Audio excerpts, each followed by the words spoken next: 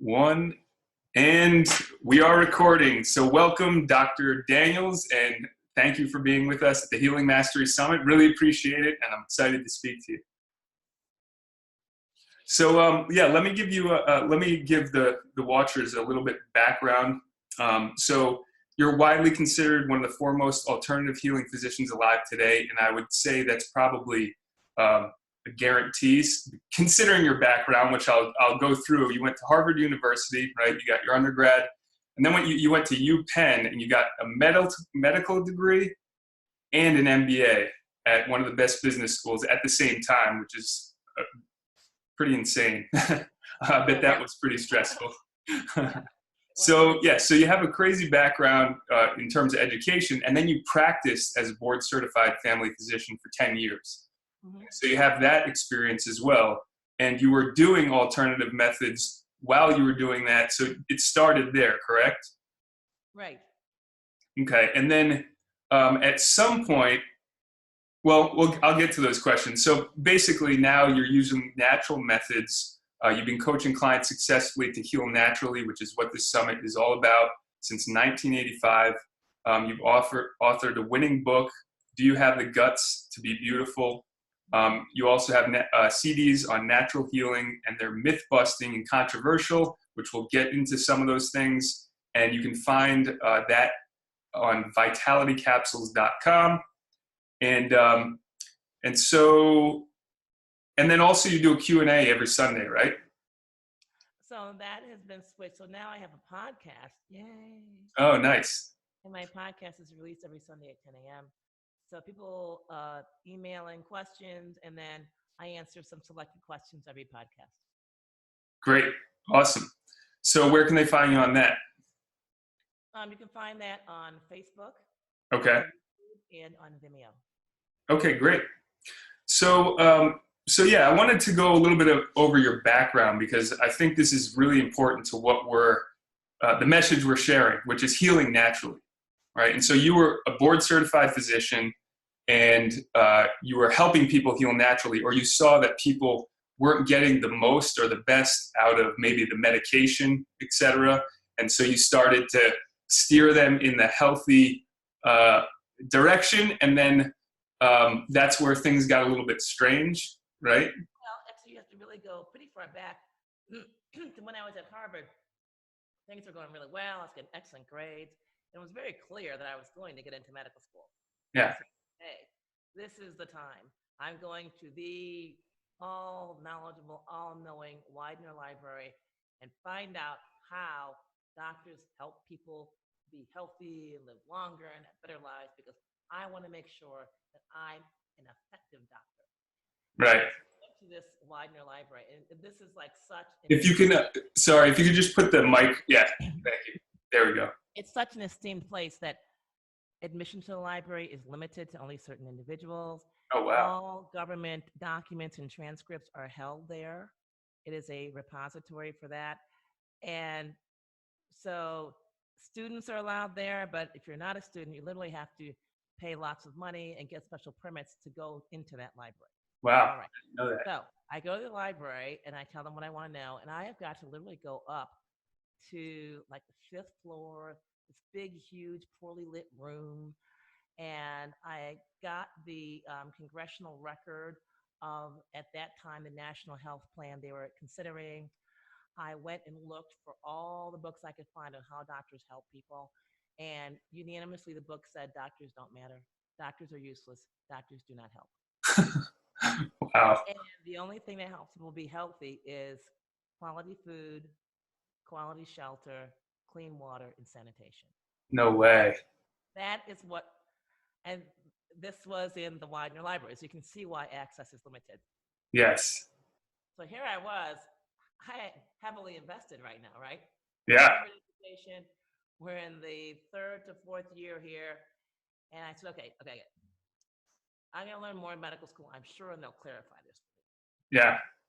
Then I got to medical school, and all I saw was just people dying and being harmed. And everything they taught us, they said, well, do A. And when A doesn't work, do B. Yeah. When B doesn't work, do C. I'm like, whoa. What do you mean when it doesn't work? Yeah. gonna work? Right, right. So I was asking all the wrong questions, as you can imagine. Oh yeah, And they probably hated you. well, I felt I needed a little more redirection. I just was in the wrong direction. Yeah, yeah, So at the end of each semester, of course, they hadn't taught us any cures. And so I would go to the dean and say, hey, I'm going back to the inner city there in Syracuse to practice medicine. And they don't file malpractice lawsuits. They get even. I got to give these folks something that works. We can't be handing out this nonsense here. yeah. So the dean said, well, Jennifer, this next semester, they're going to have all the cures next semester. Right. So I kept going back to him at the end of every semester. Of course, there were no cures.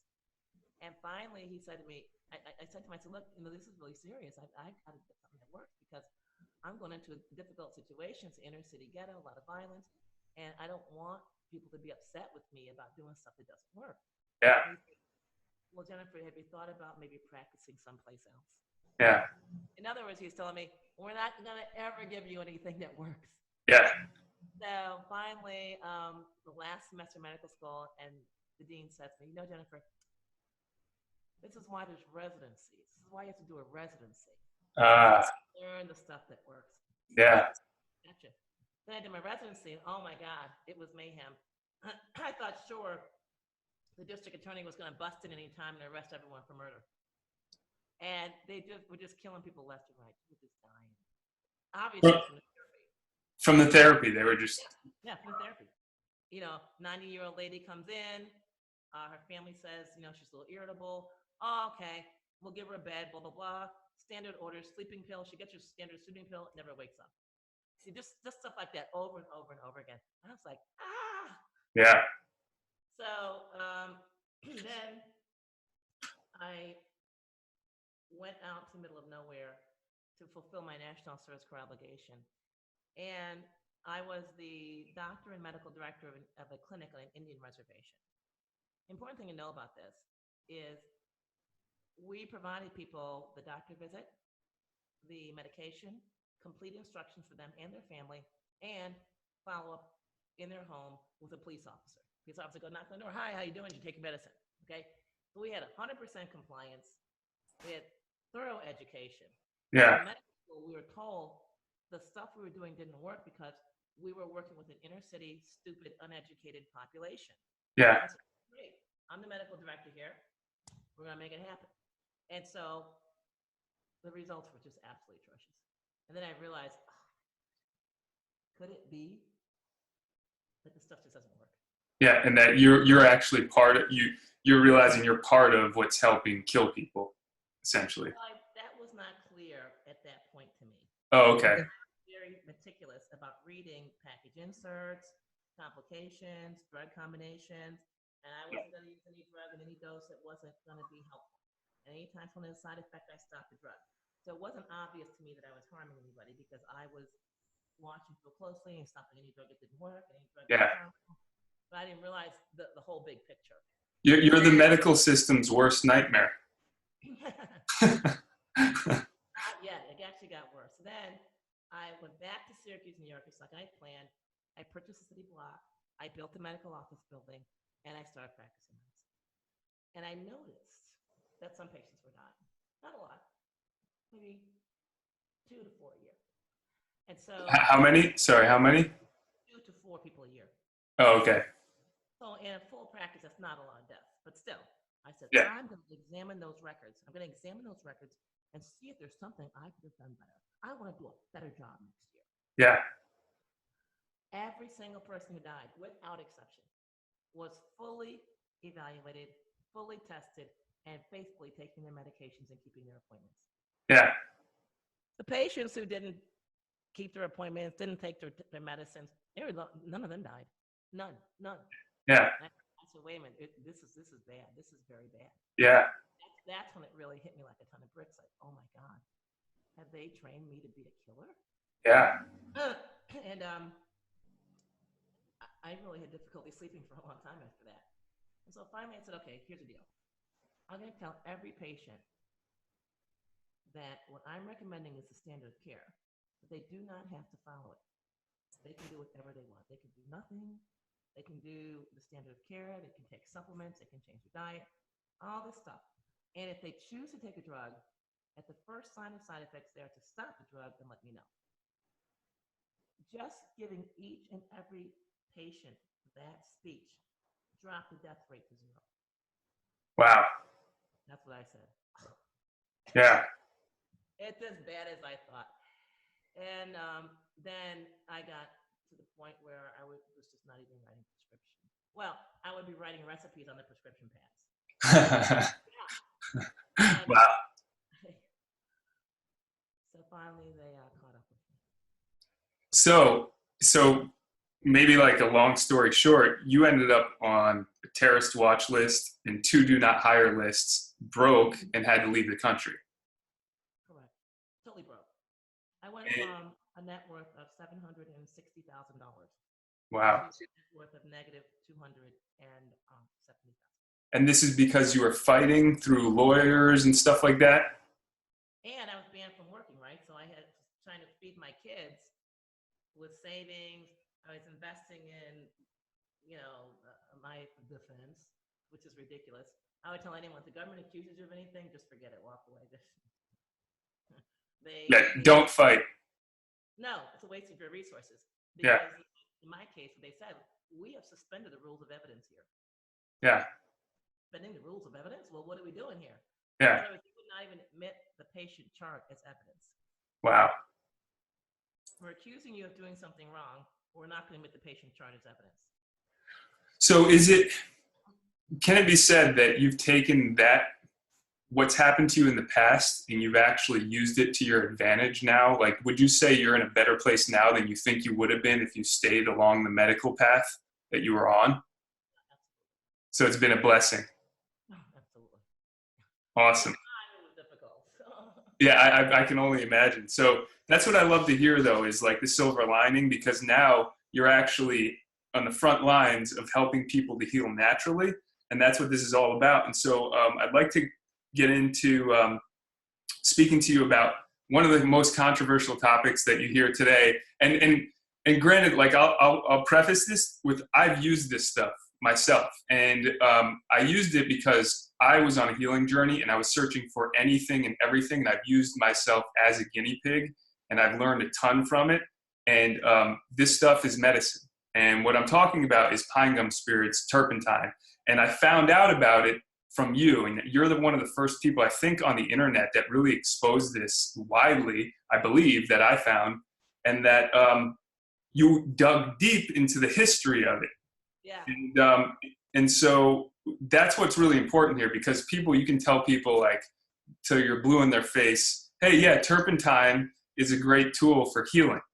And just a quick story before you get into this, I posted in the Merck manual from 1899 on Facebook, and someone messaged me, and they said, I'll tell you exactly what they said, something that I've heard you say, one of your patients say, and they were scared to comment on Facebook on the Merck manual post. And they said, I couldn't make a comment about your pine gum spirits being listed in the Merck manual, but I had to share. My boyfriend's grandmother used turpentine for nearly every illness and discomfort she had until she passed away 2 years ago. She was a funny, wonderful, mentally sharp woman. I didn't understand the full logic behind her turpentine use. I'm an artist, and in my little world, turpentine is used as oil painting. But reminded myself she lived a very long, independent life. Her little bottle of pine gum spirits is one of my boyfriend's deepest keepsakes. So they sent this to me, and How old was she when she died? Did they tell you? no, I didn't ask. I should. I'll message them to ask. Follow up on that, because that's what got me to even investigate it. Was everyone who used it lived beyond 90 with a full sharp mind and totally capable. And I said, well, it might be poison, but let me look a little deeper. Yeah. So yeah, basically, from what I heard, you would ask people in your practice what their grandparents use, and you actually did on the ground in the trenches searching. Boots on the ground. Yeah. So tell me a little bit about that. So what happened was I experienced that frustration I mentioned before, because I realized that everything they taught me in medical school was deadly and designed to harm and kill people. And I said, whoa. I didn't sign up for murder. I did not sign up for that. And so I was helping people with diet, helping them with lifestyle changes, water and cleansing. And I noticed that they would do fine, get better. But as soon as they ate one slice of bread or one little anything, boom, they were back where they started as if we hadn't even done anything. Really? Yeah, I said, well, there's got to be a way to get people back to their pre-illness state. Yeah. Where a slice of bread or a can of can of soda pop is not going to be the end of the world. Yeah. They can make little mistakes or whatever. And so I started looking for that. And at first, I was buying all these different alternative healing books and reading them. And nothing seemed to fill the bill of something that would restore you to your pre-sickness condition. Then I was on this mailing list, and I got this historical document saying that slaves had some remedy that they used. And whenever the slave master got sick, I mean, like really sick, he would go to the Like on death's door kind of thing. Yeah, death's door. Death's door. The doctor had to tell him nothing more we can do. Sell everything. It's done.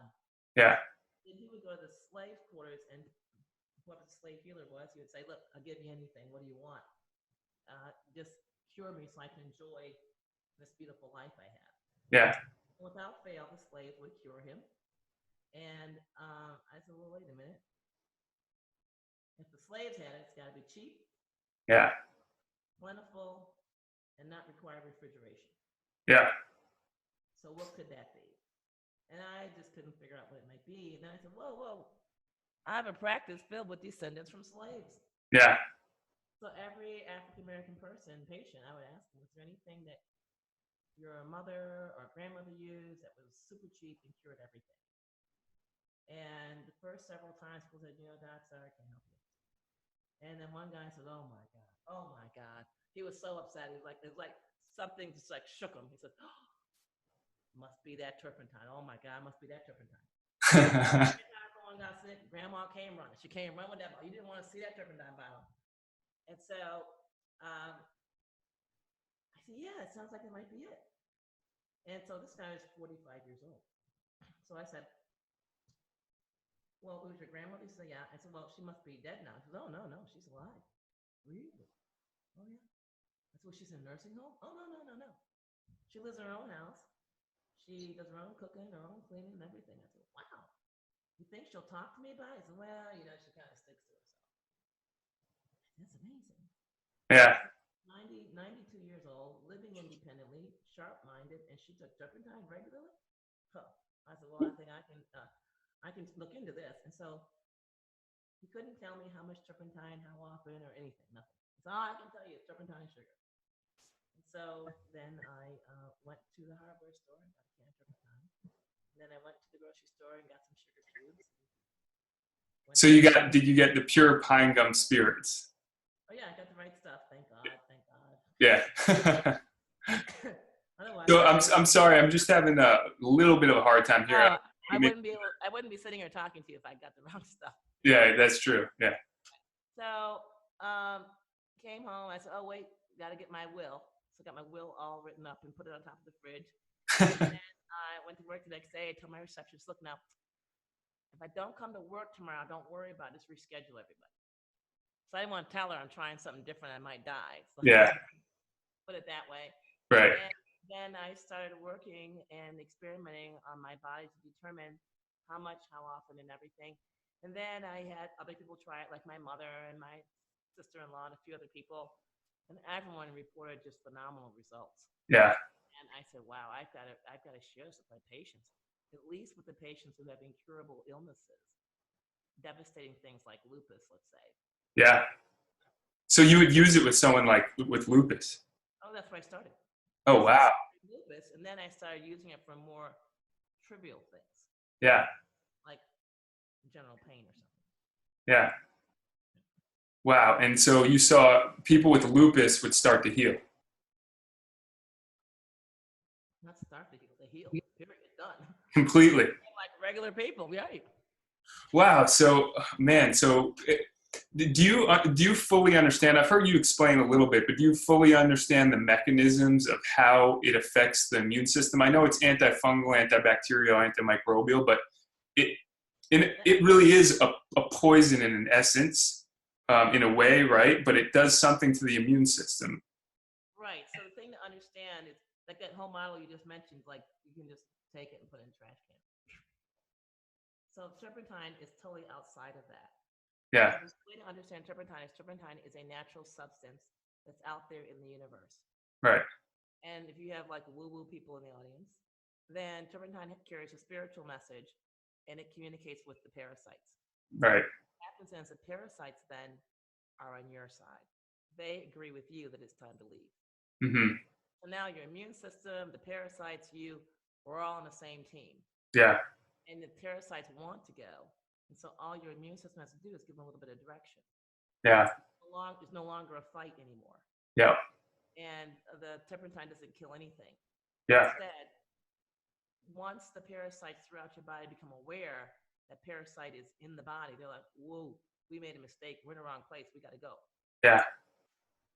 Yeah. See, that's interesting because they call it pine gum spirits, and I've worked with other, spirit remedies, right? So like ayahuasca and even psilocybin and even rapé.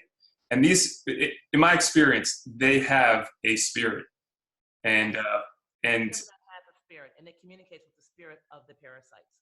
wow, that's really on that level. Now, on a more concrete level, right? Your immune system. The turpentine has active ingredients called terpenes, and they literally go in and immediately start repairing cell membranes that have been damaged by the parasites. Imagine, let's say you're not feeling well. There are cells in your body that have stopped functioning because of damage. And they could live and they could die. Yeah. When turpentine shows up, the repairs are made and boom, a cell that was not functioning, was struggling to live, is now suddenly, boom, alive and fully functional. And that's why when you take turpentine, you can often feel the positive effect within seconds. Yeah. Yeah. And that's when I took it, my digestion was great. That's one of the feedbacks I always get is that digestion improves dramatically, which is essential for health. So, so if you have a whole manual that talks about how to use it, because it's not like something you go and you just start drinking turpentine. There's a method to it, and you have laid it out in one of your ebooks. And so that ebook is our special gift for today. So that's the gift. Okay, great. And so that they can also find at vitalitycapsules.com as well, right? Correct. Vitalitycapsules.com. Okay. Right now we have a little thing that comes over saying, hey, get your report. And it's free. It used to sell for as much as $900 a copy for the ebook. Wow. So they're getting it for free, $900 value. And to be honest, it's what is the value? The value is if it improves your health, like in one way, it's worth to me hundreds of thousands of dollars. Yeah.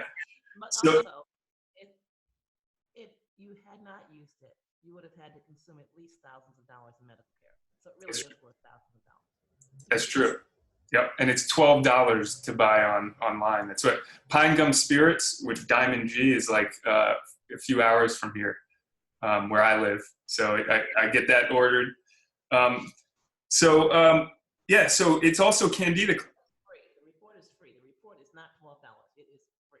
Oh yeah, the report is $12. I was speaking about getting turpentine from like Diamond G, just a little bottle, and this is like healing in a bottle is cheap, very cheap. Yeah. And so it's also a Candida cleanser, correct? Right. Candida cleanser, right? And even a liver cleanser. It can help cleanse the liver, but again, you need special instruction for that. Read the report.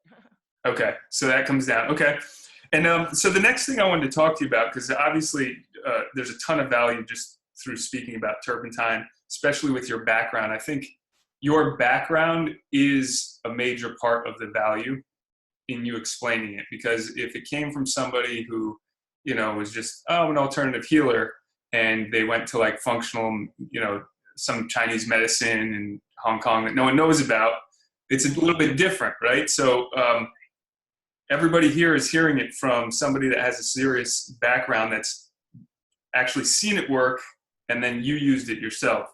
Yeah, I use it head to head with medicines. Oh, you have? My medical practice when the medicines failed. I've used it when the steroids failed. I've used it when the pain medicines failed. I've used it when the asthma medicines failed. Wow. So I actually used it when the stuff I learned in medical school failed. Wow. So so do kids take this? Like I have a 5-year-old son. Yeah.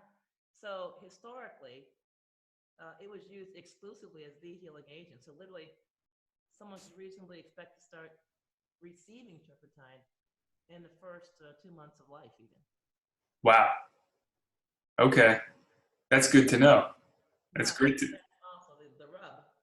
Those of us who start using it as adults, this is news. Our body sees turpentine for the first time. It goes, oh, wait a minute. What is this? Exactly. So that's why you have to read the report to understand how to introduce your body to turpentine. Yeah.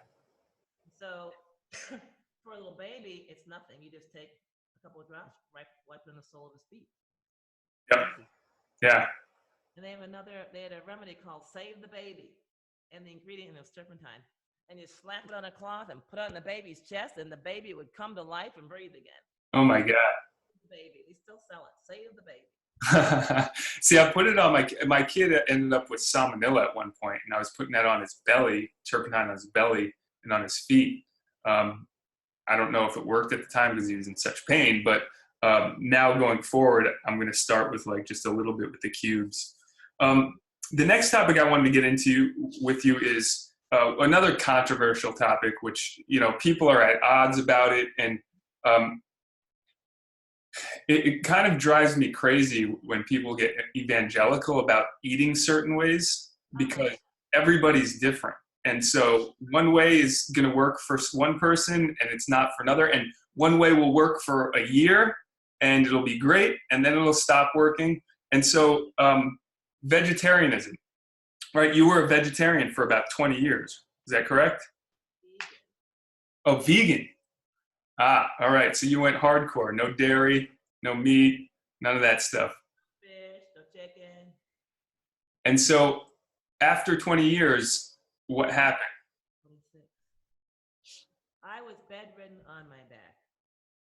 The decision to go to the bathroom was a major decision, executive decision. Like, can I really make it? Do I Wow. really? Yeah. That is how exhausted I was. Like I'm sitting up here talking to you. To sit and talk for an hour would sweat me out. So was it like a chronic fatigue? I think that's what maybe an American person would call it. Yeah. Okay. I And didn't get that deep into it. All I knew was I was tired. Things weren't working out. yeah. And so what was the aha moment that, wait, this is how I've been eating? Or did you have other thoughts about it? I had a lot of thoughts about it. The aha moment was when I was laying in bed and could not get out of bed. I said, how could this be? If diet really heals everything, then diet should be able to heal this. Yeah. And if diet can heal this, then there's something wrong with my diet. What is wrong with my diet? What is missing from my diet? Yeah. It took me about 10 minutes to sort through that, what was missing from my vegan diet. So then all of a sudden you decided I'm going to. No, not so fast, not so fast. Okay. I became vegan for a reason, right? Yeah. Dreadfully ill, I had severe pain, I was crumbling to the floor, and so I was not going to go back to eating what I was eating at that time. So we went through all the meats I was eating at that time. I'm like, no, none of those. That is not the answer. Yeah. And so I said, well, let me go further back. Let me go back to when I was a child. When I was very healthy, very energetic. What did my mother feed me that was not on that list of what I was eating when I was so sick? Mm. And the answer was liver. All right, what I came up with. And so, well, first, before I went through this whole deep analysis, I said, oh, I know, I'll just eat some eggs. No, I was eating 8 eggs a day and I was still on my back. Yeah. So then when I ate liver, I cooked up some liver, and it took about the fourth bite, and boom, it was like Superman, or what is the same thing? Popeye eating his spinach. Yeah. I was up out of bed, moving around, doing stuff. I said, "Oh my god!" Yeah. So B vitamin depletion, maybe just all the enzymes and Again, my brain works a little bit differently. yeah. So no, it wasn't because I was taking all those. I said, Oh, "You know you any, were. So you're supplementing. you know any vegan that doesn't supplement?" Yeah. No. No, that's true. Yeah. So it wasn't any of those. And now, so at the time, I didn't know what the deficiency was. Yeah. And now I've done a lot more research. And so now what I realized, now at the same time also I was becoming forgetful. So you could ask me a question and I would forget the answer within 30 seconds and I would re-ask the question again. Wow. This is a question like, where are we going? Yeah. I have a cold, but it's getting better. So my brain was on the fritz.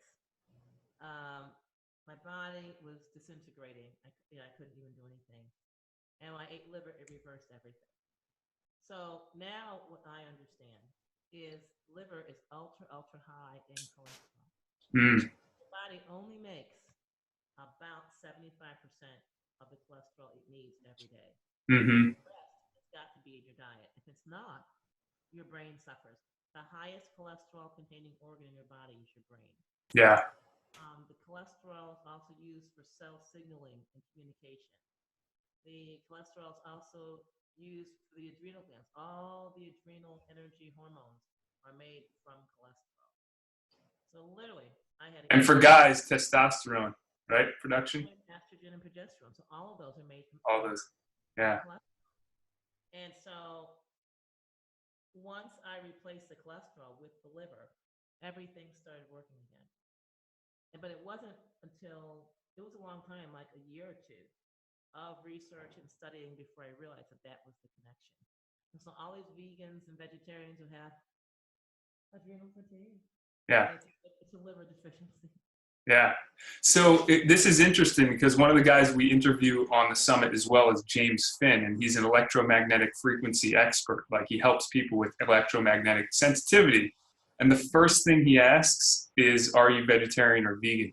Because he finds that people who are EMF sensitive are vegans. Many of them are vegans. And he believes it has to do with the cholesterol and the fats and how it helps create deuteric acid.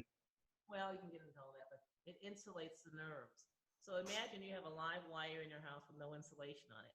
Ah, It's communicating with your computer and a few other things. that makes sense. You put the insulation around that wire, Mm, all of a sudden you can have the computer EMF and it's not going to affect the current running through that wire. that totally makes sense. That's a great way to put it. So basically, you started eating liver and clean livers, right? Because some livers you can get. You gotta do what you gotta do. Yeah. You're shutting down, you're bedridden. Hormones. However, having said that, so when I first grabbed for the eggs, any eggs I could get, I developed hypertension. And then when I switched to eggs that were organic, chickens raised in the backyard, the hypertension went away. Oh wow. When I first needed the liver, I just grabbed any liver I could. I had to turn this around. My life was just basically going to crap. Yeah. And then it took a while, but I was able to find sources of liver, and now I have sources of liver that are free of antibiotics, free of hormones, free of pesticides, and 100% natural. Yeah. But when you're in a pinch and everything's falling apart, you gotta do what you gotta do, and you can do your research, as you're healing, to find a better source for your liver or whatever the meat is or the substance is that you need to heal. Right. In an emergency, you can't, sit around, stand on ceremony, waiting for the cow to walk by. You got to do what you got to do. Yeah. Yeah. So how long ago was this, by the way? This was a while ago. This would be 2, 3, 4, 5, 6, about 7 years ago. Okay. So were you familiar with Dr. Sebi? Yes. And he was a big proponent of no meats at all. Is And you hear a lot of people say, like I have a buddy of mine, he has a PhD in molecular medicine, and he's all about, meats create acids, starches create mucus, and so during the healing process, is it important to take out meats, in your opinion? And what your affliction is. Sorry, Certain what was that? It depends on your affliction. Oh, okay. So, for example, if you have heart disease, no Yeah. question, get the Gotcha. meats out. If Yeah. you have prostate cancer, no question, get the meats out. Gotcha. So it really depends on your affliction. Gotcha. Okay. What I tell people is there's no one diet that is good for all people. And there's no one diet that's good for any one person for their whole lifespan. Right. That makes total sense. Right. So, since you're in Panama, do you do any testing with people? Or you're talking to a medical school graduate. Yeah. That means you're talking to someone who is instructed and trained to order millions of dollars of tests that tell you nothing. Right. I absolutely don't test at all. I totally against it. Okay. So you just work with the individual. Okay. And Now, the only exception is if you are taking a thyroid replacement, then yes, we need to do tests to make sure that as we reduce the thyroid, your need for thyroid, that you're appropriately dialing down your hormone. So the purpose of testing, and listen to this, the purpose of testing, well, there's a couple of purposes, but let's just say we're going to be very positive about this. right. Testing is to monitor a therapy or drug that is so dangerous it would kill the person if you did not do a test to monitor your activity. Gotcha. Now I would like to suggest to you that anything that dangerous has no place in natural healing. And if you can't figure out the non-lethal dose without a test, if your margin of safety is so narrow that you've got to constantly test, then what you are doing, I think, is unnecessarily dangerous. That's one purpose of testing. The other purpose of testing, which is more sinister, and the dominant reason that testing is done, say, in medical school and medical offices, is it's a scam confidence game. Hey, It's a what? scam, SCAM, scam.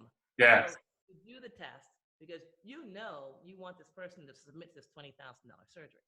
Right. But you walk in and you say, okay, $20,000 surgery, hand me the cash, let's go. They go, whoa. It's sales. Yes, it's sales. So what you do is first you ask them for the $200 sale, right? Let's do a blood test. Yeah. And they go for that. Great, let's upsell you. We'll do an x-ray for $500. Mm-hmm. Take that. All right, let's do an MRI for $5,000, $10,000. Okay, let's do the biopsy for $20,000. Mm-hmm. Okay, whoa, you really need the $200,000 package. Yeah. So at each point, you're building the person's confidence and you're increasing their gullibility. Mm-hmm. Yeah. So, in my experience, all of my health issues have come from medication. I took Avelox, which is a fluoroquinolone. It's something I talk about in my book because it destroyed my life.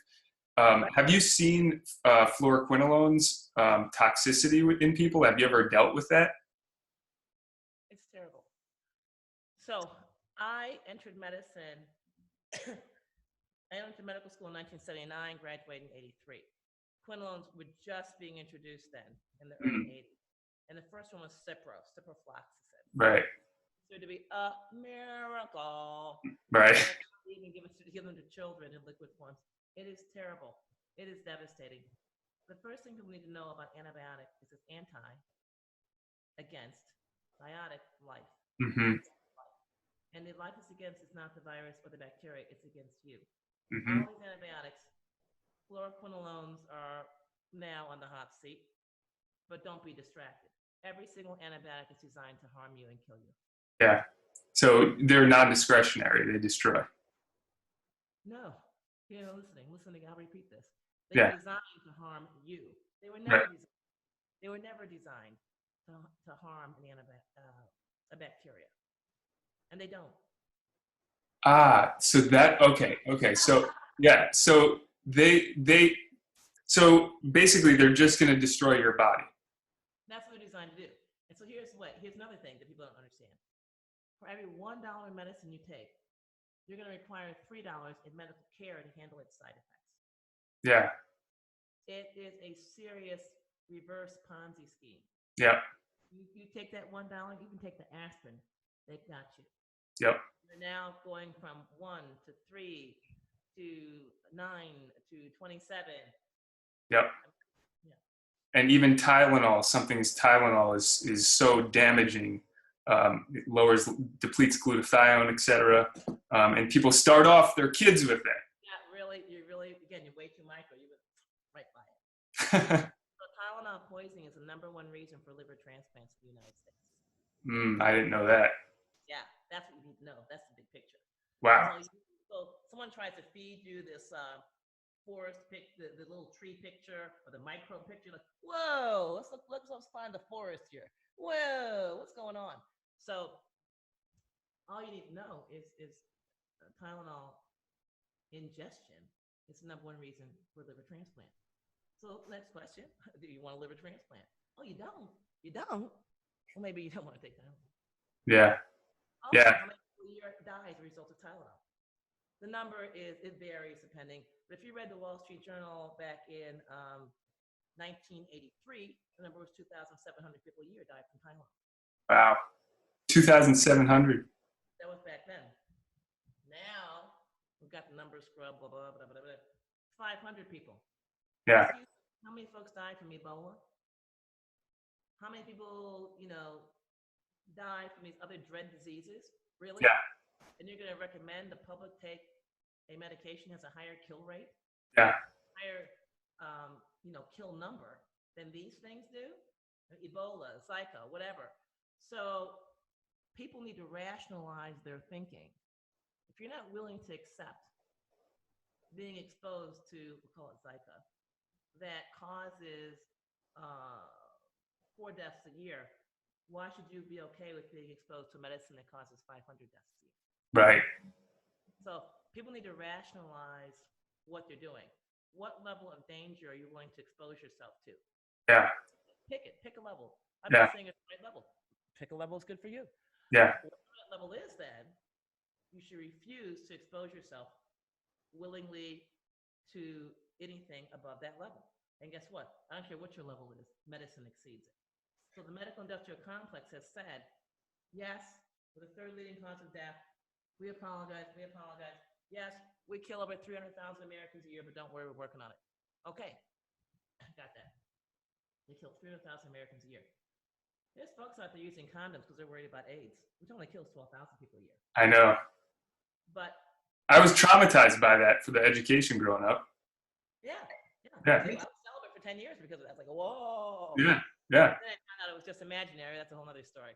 Yeah. The point is, if you are not willing to expose yourself to something that kills more than 100,000 Americans a year, then you should not be willing to have health insurance. You should not be willing to make a doctor's appointment. Yeah. You should not be willing to take a drug. So where was your stance on back in the day when you were practicing physician on vaccines?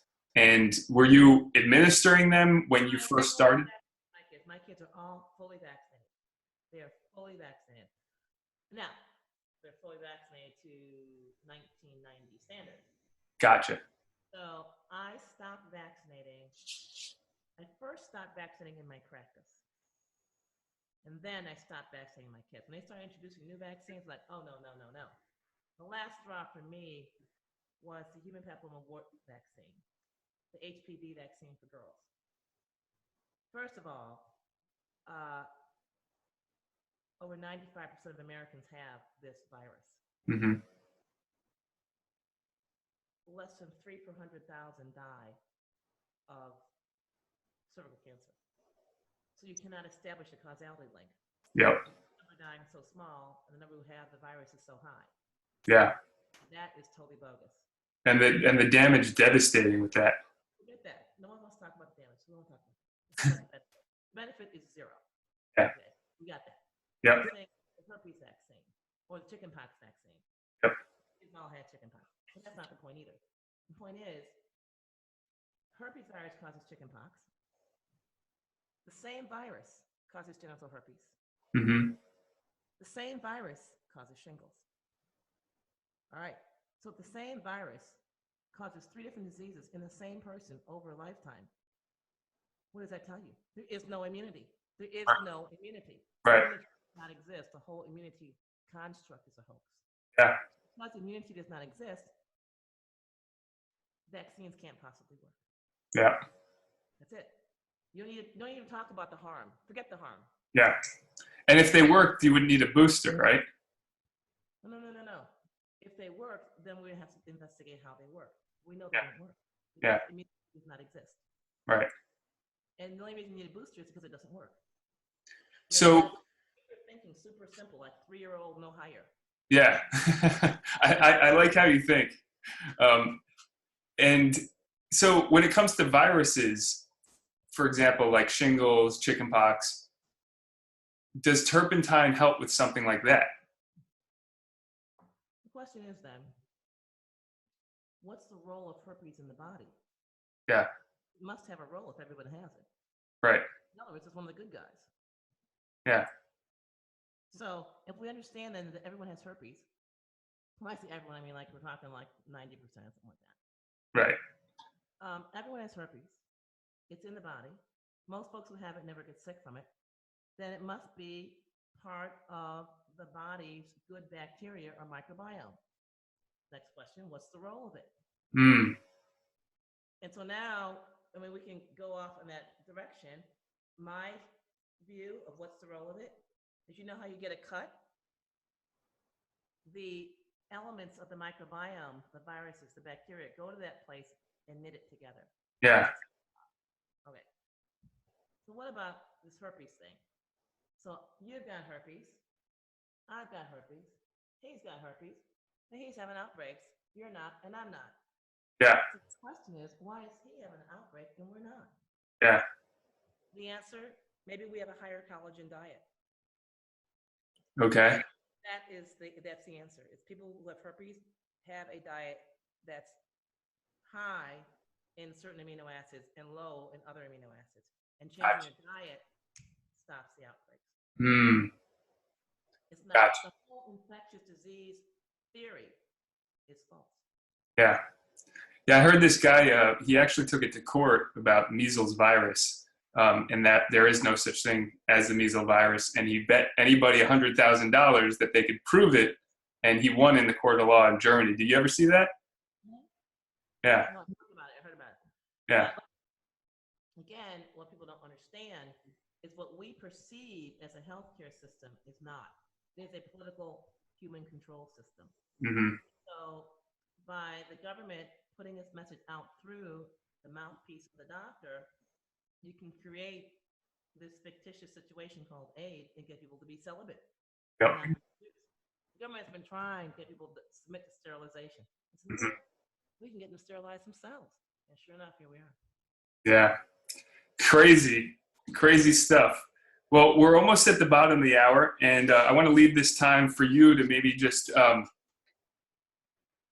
anything that you feel the listeners would benefit from, and then we'll just speak about how they can get in contact with you if you know, you're doing healing with them, or somebody how they get in touch with you. Right. So I think one thing we need to really get a grip on, and this summit hopefully will help them, is they need to have courage, and they are justified in having courage in making any and all decisions about their health. In other words, the data upon which your doctor's actions are based is so friggin' flimsy that you might as well use a Ouija board, flip a coin, or go pay a soothsayer. Mm-hmm. So it's okay to totally walk away from the present healing system. I'm not saying where you should go. Honestly, it's so friggin' dangerous. Any place would be better. Yeah. It is the third leading cause of death in the United States by its own admission. Right. That should tell you right there that it's really the first leading cause of death. Yep. So I would say, you know, have courage, have faith in yourself, have faith in your body, and walk away. Most people, as you mentioned for yourself, any and all afflictions they have were created by the medical system anyway. So it makes no sense to go there. Yeah, I love the message. And so they can get a hold of you, or they can Are you doing healing sessions with people? Yeah, I do. I do have appointments, and they can go to vitalitycounselors.com/appointment or appointments.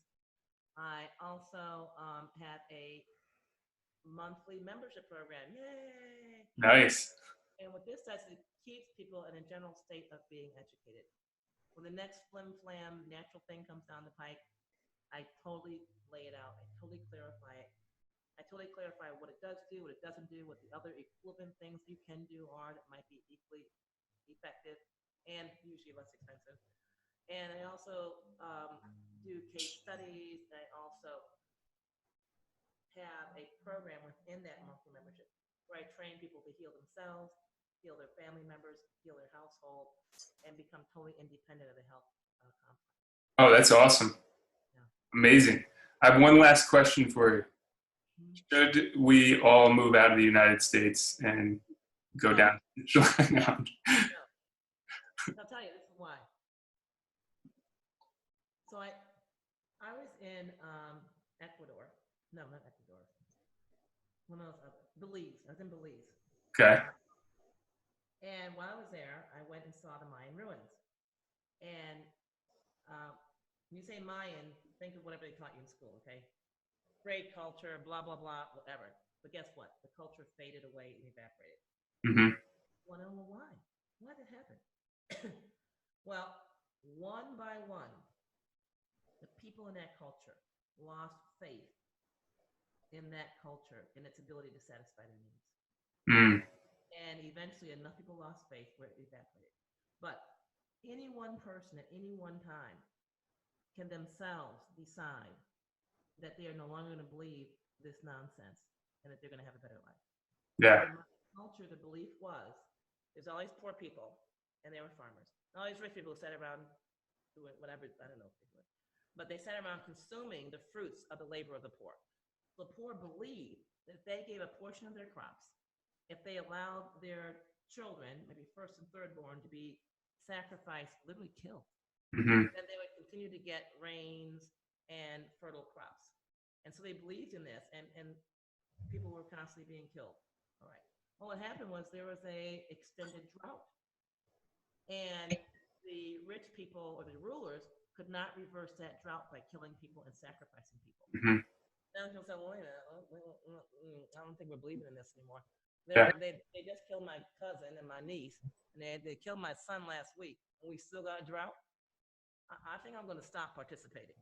Mm. And literally, there was no revolution, there was no revolt, there was no organization. It was just that people just walked away. Mm-hmm. Said, you know what? I am not participating in this. Yeah. Same thing that has to happen for your healthcare and for your life. You don't need a movement. You don't need to communicate with anyone else. You don't need to convince someone else to come along with you. You can just quietly say, you know what? No thank you. Awesome. That's a profound way to end it. And the analogy is amazing. So, yeah, it's been a pleasure. And any last words before we leave? Just to everyone listening, I can say, you can do it. You can do it. Awesome. Inspiration. Thank you, Dr. Jennifer Daniels. It's been a pleasure. You're welcome. Bye-bye. Bye.